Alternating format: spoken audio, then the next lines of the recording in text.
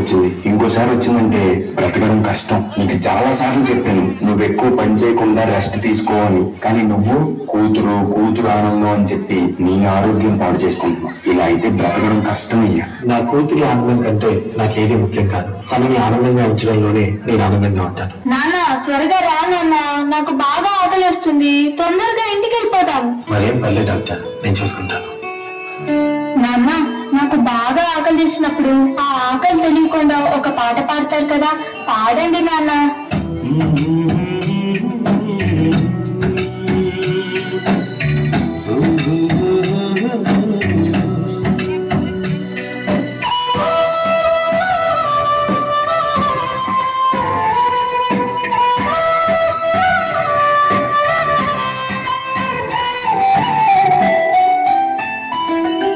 గుమ్మడి గుమ్మడి ఆడిందంటే అమ్మాడి, daddy ఊపిరిలో మురిసే Kuchipudi. చిందాడి చిందాడి తుళ్ళిందంటే చిందాడి, mummy చూపుల్లో చూడింత వేడి. నాన్న కాళ్ళు నొప్పి వస్తున్నాయి నాన్న.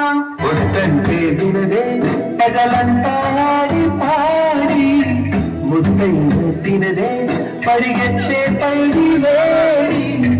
చిలకల్లే చెవిలో ఎన్నో సునాడి, పడుకోదే పన్నెండే ఏం చెయ్యాలి. గుమ్మాడి గుమ్మాడి ఆడిందంటే అమ్మాడి, డాడీ ఊపిరిలో మురిసే కూచిపూడి. చంద్రయ్య ఎక్కడయ్యా నా అద్దె డబ్బులు?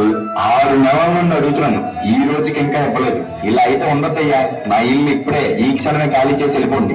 అయ్యా కొంచెం చిన్నగా మాట్లాడండి అయ్యా. లోపల నా కూతురు నిద్రపోతుంది, విన్నదంతా బాధపడుతుంది. ఎలాగైనా 2 రోజులు మీ డబ్బులు కట్టేస్తానయ్యా.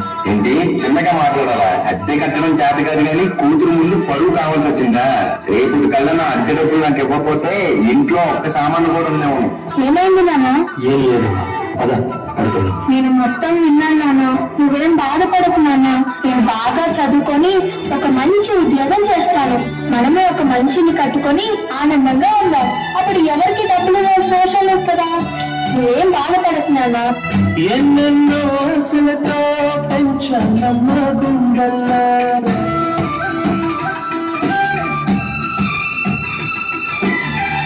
ఎన్నెన్నో ఆశలతో పెంచానమ్మ గుండెల్లో, నువ్వే నా కలలన్నీ పెంచలే నీ కన్నుల్లో. నా తల్లిని నువ్వు, నీ తండ్రిని నేను, ఎవరినెవరు లాగిస్తున్నారు. ఏమైంది నాన్న? డాన్స్ చెయ్యి నాన్న. చిత్రంగా చూస్తుంటే నీ కళ్ళకి పొంగిందే ఆ చూపులు పాలవెల్లి. నాన్న రేపు నాకు ఢిల్లీలో ఇంటర్వ్యూ ఉంది. అందులో కానీ నేను సెలెక్ట్ అయితే 60,000 జీతం వస్తుంది. ఇక మన కష్టాలన్నీ తీరిపోతాయి, హ్యాపీగా బ్రతికేయచ్చు. నీ ప్రశ్నలు ఎవరో బదులుగా. జాగ్రత్త అమ్మా, నీకోసం ఎదురు చూస్తూ ఉంటాను. త్వరగా వచ్చేవా? ఖచ్చితంగా ఆ జాబ్ ని సంపాదించే వస్తా. ఏ గాలో నిన్ను తరుముతుంటే అల్లరిగా. మరి నేను వెళ్ళొస్తాను నాన్న, నువ్వు జాగ్రత్తగా ఉండు. ఆగాలో లేదు తెలియదంటే చెల్లదుగా. ఈ జాబ్ నాకు చాలా అవసరం. మా నాన్న నా కోసం ఎంతో కష్టపడ్డాడు. మా నాన్నని హ్యాపీగా ఉంచాలంటే ఈ జాబ్ నాకు రావాలి. బతుకంటే పడి చదువా అనుకుంటే అతి సులువా. నా బంగారు తల్లి, నేను పని చేయట్లేదు, డబ్బులకి ఇబ్బంది పడుతున్నా అని తాను జాబ్ చేస్తా అని ఇంటర్వ్యూకి వెళ్ళింది. సర్లే, నేను ఇంకా ఎన్ని రోజులు బతుకుతానో కూడా తెలీదు. తనకి జాబ్ వస్తే తనే హ్యాపీగా ఉంటుంది. నా పాపకి జాబ్ వస్తుంది, దేవుడు జాబ్ ఖచ్చితంగా వస్తుంది. ఖచ్చితంగా.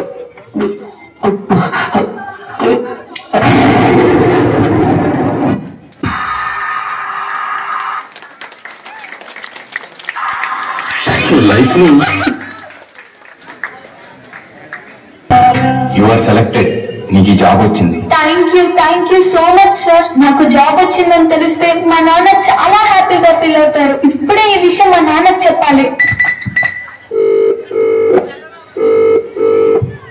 ఏంటి నాన్న ఫోన్ లిఫ్ట్ చేయట్లేదు? సరేలే, డైరెక్ట్ గా వెళ్ళి సర్ప్రైజ్ చేద్దాం. ఆయన హ్యాపీగా ఫీల్ అవ్వడం నేను కల్లారా చూడాలి. ఒక నిమిషం కూడా ఆగిపోలేను వచ్చేదా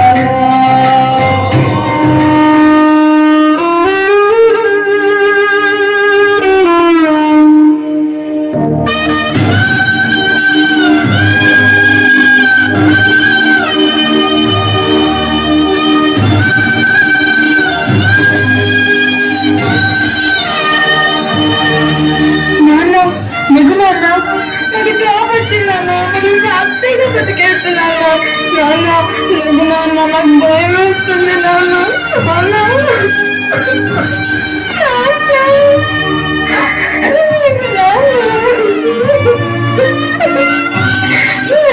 ప్లీజ్ నాన్న లెగెత్తి చూడన్నా. అందులో కానీ నేను సెలెక్ట్ అయితే ఇంత వస్తుంది. ఇక మన కష్టాలన్నీ తీసుకోవాలి.